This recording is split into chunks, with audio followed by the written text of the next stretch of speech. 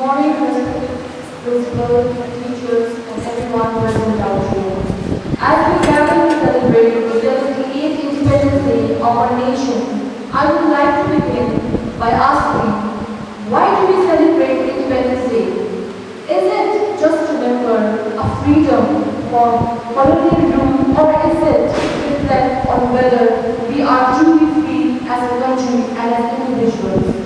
On the night of August 15, 1947, Jawaharlal Nehru said, at the stroke of the midnight hour, when the world sleeps, India will awake to life and freedom. But have we truly realized that what these words mean? They remind us of the voice, future, and the freedom of every Indian. Today, as we remember the sacrifices of those who fought for freedom, we must ask ourselves, are we living in a country where everyone feels free and safe? Consider the ongoing crisis in Manipur, where violence and unrest have torn apart innocent lives. It's heartbreaking to see such divisions in a nation built on unity and diversity. We must also address the horrifying incident in Kolkata, where a doctor was brutally raped 2 days ago. How can we claim to be free when women in a country live in fear?